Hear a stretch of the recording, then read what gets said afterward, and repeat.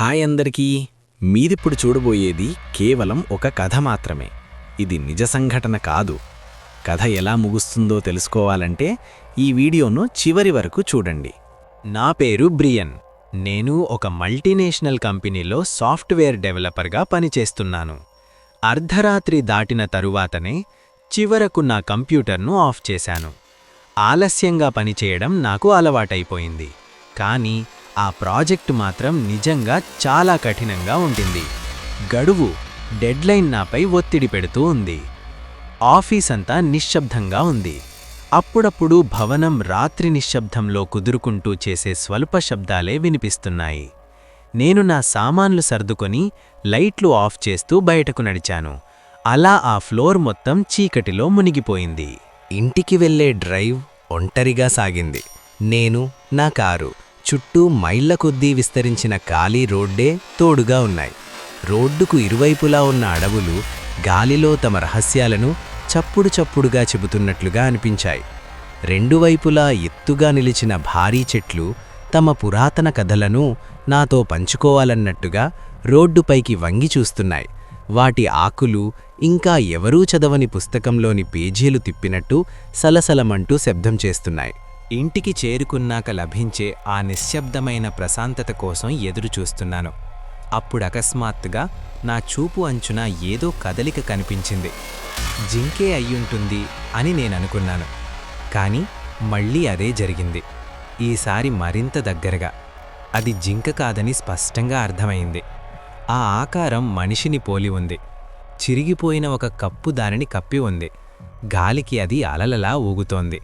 రోడ్డుకి పక్కన అది కదలకుండా నిలబడి ఉంది, భయంకరమైన కాపలాదారుడిలా. నా కారు హెడ్లైట్లు ఆ ఆకారాన్ని వెలుగులోకి తీసుకువచ్చిన క్షణంలో ఒక చలి నా వెన్నెముక వెంట పాకింది. నేను కళ్ళు మిటకేశాను. అంతే, అది కనిపించకుండా పోయింది. అలసట వల్లే ఇలా అనిపిస్తుంది అని నన్ను నేను ఒప్పించుకున్నాను, మనసులోకి చొచ్చుకొస్తున్న ఆ అసౌకర్య భావాన్ని తొలగించడానికి ప్రయత్నిస్తూ. కారు ముందుకు సాగింది. రాత్రి మరింత గాఢంగా మారింది. ఆ రోడ్డు అడవుల మధ్య నల్లని నదిలా అంతులేని దూరం వరకు సాగుతూ కనిపించింది. అప్పుడే రేడియో అకస్మాత్తుగా జీవం పోసుకుంది. మొదట స్టాటిక్ శబ్దం, తరువాత ఒక స్వరం. ఒకప్పటి కాలానికి చెందిన పాటలా ఉందది. మృదువుగా, కానీ గుండెల్లోకి దిగిపోయేలా భయాన్ని కలిగించే మెలోడీ.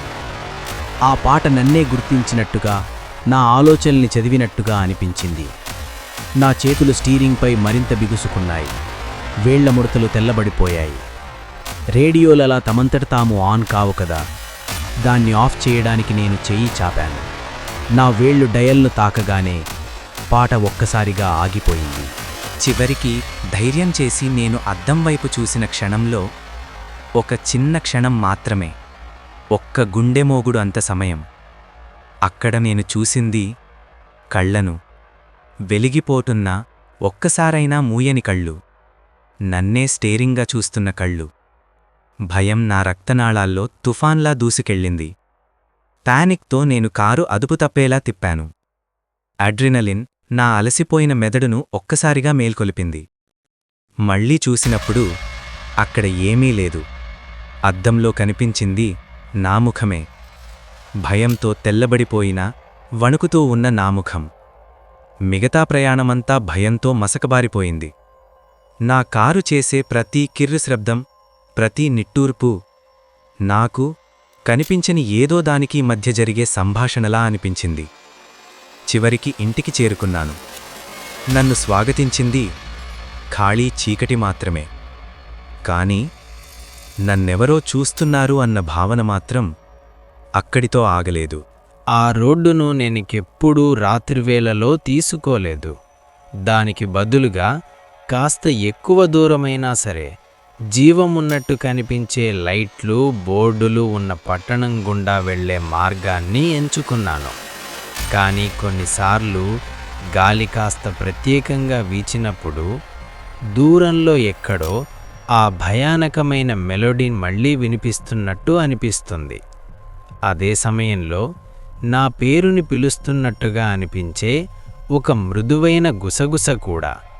అది నిజమో నా ఊహో తెలియదు, కానీ ఆ గుసగుస, ఆ స్వరం, ఆ భయానకమైన రాత్రిని గుర్తు చేస్తూ ఇప్పటికీ నా జ్ఞాపకాలలో నిలిచిపోయి నా ఆలస్య రాత్రి ప్రయాణాలపై ఒక చీకటి నీడలా పడుతూనే ఉంది. ఎందుకంటే ఈ రాత్రి వినబోయే తదుపరి కథ మీదే మొదలవ్వచ్చు. ఇలాంటి మరిన్ని కథలు కావాలా? షేర్ చేయండి.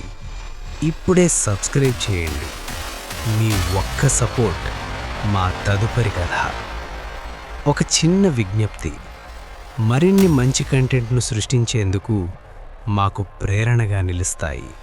మీ మద్దతు చూపించి మాతో కలిసి ఎదగడానికి సహాయపడండి. మరిన్ని వివరాల కోసం మన ఛానల్ని సబ్స్క్రైబ్ చేసుకోండి.